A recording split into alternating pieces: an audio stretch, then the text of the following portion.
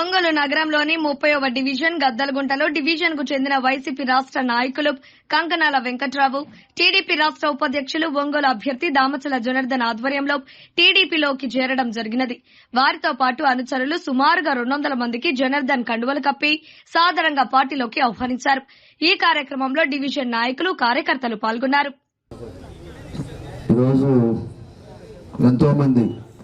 తెలుగుదేశం పార్టీలో 25 సంవత్సరాలు 30 సంవత్సరాలు వైఎస్ఆర్ పార్టీలో ఉండి తెలుగుదేశం పార్టీ అభివృద్ధి అనే దాని మీద ఒక మంచితనం మీద ఈరోజు అందరూ కూడా వాళ్ళ పార్టీకి వాళ్ళు ఈరోజు తెలుగుదేశం పార్టీకి వస్తారని చెప్పి అనేక ప్రాంతాల్లో నేను వైశ్యాస్లో ఒక 4-5 చేరారు, అదేవిధంగా యాదవుల్లో చేరారు, బీసీలలో చేరారు.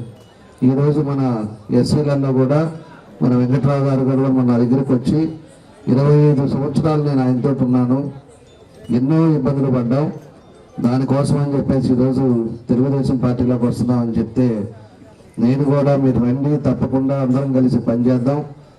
మన తెలుగుదేశం పార్టీ అంటేనే అభివృద్ధి పార్టీ. తెలుగుదేశం పార్టీ ఎప్పుడైతే అధికారాల్లో ఉందో అప్పుడే అభివృద్ధి కార్యక్రమాలు జరిగింది తప్పితే ఎప్పుడు కూడా అంతకుముందు కాంగ్రెస్ ఉన్నా వైఎస్ఆర్ ఉన్నా ఎప్పుడు కూడా అభివృద్ధి కార్యక్రమాలు జరగలేదని చెప్పి నేను కూడా చెప్పాను.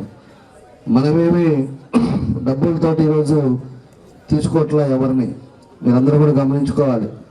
వాళ్ళు అదేమంటే 50,000 ఇస్తాము లేకపోతే 1,00,000 ఇస్తామని చెప్పేసి ఎవరినో బయట తిరుగుతూ వాళ్ళు ఎట్లయితే తిరుగుతూ ఉన్నారో ఆ విధంగా మేము తిరగల. మేము ఒకటే ఈరోజు మీ డివిజన్ కూడా ఇదివరకు వచ్చాను, ఇంటింటికి మొత్తం కూడా తిరిగాము. మీ డివిజన్కి 6,20,00,000 ఆ రోజున్న పరిస్థితుల్లో 14-19లో అభివృద్ధి కార్యక్రమాలు చేశాం. ఇక్కడ ఆరామ క్షేత్రం చేశాం, కమ్యూనిటీ హాల్ కట్టించాం, రోడ్లు వేయించాను. అదేవిధంగా ఇది రోజు పెద్ద రోడ్డు, పెద్ద సిమెంట్ రోడ్డు, డ్రైన్ కూడా వేయించాం.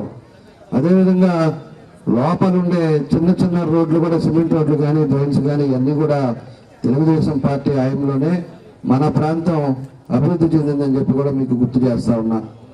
అదేవిధంగా ఈరోజు ఎంతో మంది ఇక్కడ ఉండే పేదవాళ్ళు రోజు కూడా ఎక్కడ కూడా పనికెళ్ళి వచ్చే పేదవాళ్ళు ఉండే ప్రాంతం అనే ఎక్కువ కూడా ఇక్కడ నిధులు పెట్టి అన్ని విధాలకు కూడా మంచినీళ్ళు కానీ లైటింగ్ కానీ అదేవిధంగా ఎస్సీ కార్పొరేషన్ నుంచి లోన్లు కానీ ఇవన్నీ కూడా తెలుగుదేశం పార్టీలో మీ అందరూ కూడా చేయడం జరిగిందని చెప్పి కూడా నేను తెలియజేస్తా ఉన్నా.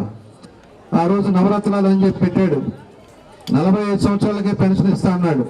ఈరోజు ఎంతమంది పెన్షన్లు తీశారా? నేను తిరుగుతున్నప్పుడు చాలా మంది ముసలి వాళ్ళు మా పెన్షన్లు తీసారా, మాకు కరెంటు బిల్లు ఎక్కువ వస్తుందనో, మోటార్ సైకిల్ ఉందనో, లేకపోతే ఏదైనా ఉద్యోగం చేస్తున్నామనో ఇలా కరెంటు బిల్లులు తీసేశారని చెప్పి పెన్షన్ రావట్లేదు, చాలా ఇబ్బందులు పడుతున్నాం అని చెప్తా ఉన్నారు. రేషన్లు తీసేశారు. ఈరోజు వాలంటీర్లను పెట్టి అదేమంటే ఇంటికి ఇస్తున్నానని చెప్తున్నారే కానీ దానివల్ల ఎంత ఇబ్బందులు పడుతున్నారో మనందరూ కూడా గమనించుకోవాల్సిన విషయం. ఈరోజు పరిస్థితులు ఆ విధంగా ఉన్నాయి. ఆ రోజు నిరుద్యోగం లేకుండా చేస్తాం, జాబ్ క్యాలెండర్లు అందరికి ఉద్యోగాలు ఇస్తామని చెప్పి మాయమాటలు చెప్పారు నవరత్నాల్లో. ఈరోజు ఎక్కడైనా ఒక్కడికి ఉద్యోగం వచ్చిందా? ఈరోజు చదువుకొని మీరందరూ కూడా ఎంతో మంది పనిచేసి పిల్లలను చదివిస్తే ఆ పిల్లలకు ఉద్యోగాలు వచ్చినాయి, ఇంకా మీ కళ్ళ ముందే తిరుగుతా వాళ్ళు ఇంకా వేరే అలవాట్లకి గంజాయి వేరే అలవాట్లకి అలవాటు పడే పరిస్థితి ఈరోజు మన రాష్ట్రంలో ఉంది. పొరుగు రాష్ట్రాల్లో ఎక్కడైనా గంజాయి దొరికితే మన దగ్గర ఆంధ్ర రాష్ట్రం నుంచి వచ్చే పరిస్థితి.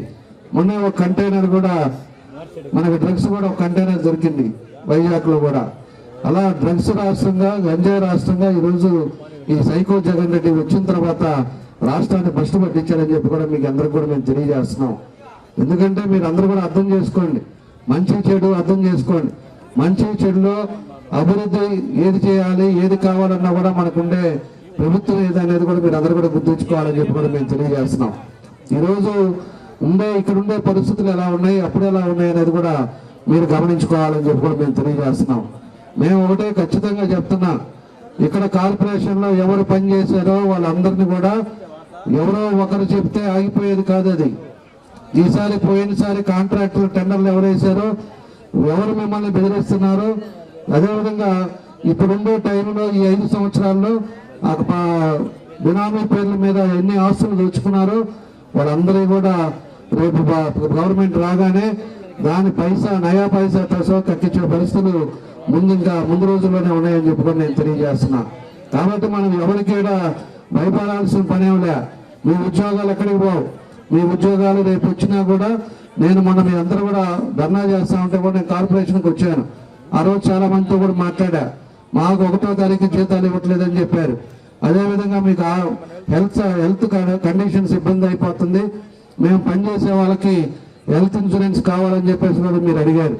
ఆ రోజు అవి కూడా దాన్ని తప్పకుండా కూడా రేపు ఎవరైతే కార్మికులు పనిచేస్తున్నారో వాళ్ళందరూ కూడా రేపు ప్రభుత్వం వచ్చిన తర్వాత హెల్త్ ఇన్సూరెన్స్ కూడా చేస్తామని చెప్పి కూడా మీకు ఈ సందర్భంగా మేమంతా కూడా తెలియజేస్తా ఉన్నాం. ఇవన్నీ కూడా మీరు గుర్తుపెట్టుకోండి. ఎన్నికలు వచ్చినప్పుడు ఈ పెద్ద మనిషి నిజంగానే ఇవ్వాలనుకొని పేద ప్రజల మీద వాళ్ళకుంటూ ఉన్న జాలులు ఉంటే ఎప్పుడో మనకి 5 సంవత్సరాల ముందంటే 2 సంవత్సరాల ముందే పట్టాలు ఇచ్చేసి అన్ని కార్యక్రమాలు చేసేవాడు. ఈ రోజు లాస్ట్ లో ఇచ్చేటప్పటికి ఏదో మాయ చేసి అందరూ కూడా పట్టాలు ఇచ్చాడు, 1 సెంట్ ఇచ్చాడు అని చెప్పేసి మీరు అందరూ కూడా ఓట్లు వేస్తారనే ఉద్దేశంతో ఈ మాయ మాటలు కబుర్లు చెప్పి మీ అందరూ కూడా ఇవన్నీ కూడా చేస్తున్నారని చెప్పి కూడా మేము తెలియజేస్తున్నాం. రేపు అదేవిధంగా ఏదైతే మనకి పోతురాజు కాలం ఉందో దాన్ని కూడా ఇబ్బందులు పెట్టి ఈ రోజు పరిస్థితులు బాగలేవు కాబట్టి పోతురాజు కాలం ఆ రోజు 85 కోట్లతో శాంక్షన్ చేయించాం. ఎందుకంటే వర్షం పడితే ఒంగోలు మునిగిపోతుందని. దాని 3 కాంట్రాక్టులు మార్పించి 3 దగ్గర కమిషన్లు తీసుకొని వాళ్ళు చేయలేక లాస్ అవుతుందని వాళ్ళు వదిలేసి వెళ్ళిపోతే ఆ వర్క్ కూడా క్యాన్సిల్ అయిపోయింది. దాన్ని మళ్ళా కూడా శాంక్షన్ చేయాలి. దాన్ని శాంక్షన్ చేసి అది కూడా కంప్లీట్ చేసే పరిస్థితి ముందు తీసుకుంటామని చెప్పి కూడా మీకు ఈ సందర్భంగా తెలియజేస్తున్నాం. ఒంగోలులో అనేక కార్యక్రమాలు ఇంకా ఏదైతే పెండింగ్లు ఉన్నాయో అవన్నీ కూడా తప్పకుండా తెలుగుదేశం పార్టీ చేస్తుందని చెప్పి మీకు ఈ సందర్భంగా మేము తెలియజేస్తున్నాం. ఎందుకంటే మేము మాయ మాటలు చెప్పేది కాదు. ఎందుకంటే మీకుండే టైంలోనే మాకుండే 5 సంవత్సరాల్లోనే మీకు ఎన్ని కార్యక్రమాలు చేసామో మీ డివిజన్లో మీరు చూసుకోండి. మీ డివిజన్లో కూడా నేను వచ్చినప్పుడు అందరూ కూడా పాంప్లెట్లు కూడా ఇచ్చాం. మనం ఏం చేసాం, 5 సంవత్సరాల్లో అవకాశం వచ్చినప్పుడు మనం ఏ విధంగా కష్టపడి ఫండ్స్ తీసుకొచ్చి మీ డివిజన్కి ఎన్ని కార్యక్రమాలు చేసామో ఇవన్నీ కూడా మీరు గుర్తుపెట్టుకోవాలని చెప్పేసి కూడా మీ అందరూ కూడా నేను తెలియజేస్తా ఉన్నా. కాబట్టి వ్యవస్థ ఏ విధంగా మంచి చెడు అనేది కూడా ఒకసారి ఆలోచించుకొని మీరు రేపు రాబోయే రోజుల్లో ఒక మంచి ఆలోచనతోటి రేపు అందరూ కూడా సైకిల్ మీద ఓటేసి గెలిపించాలని చెప్పి కూడా మీకు ఈ సందర్భంగా నేను తెలియజేస్తాను.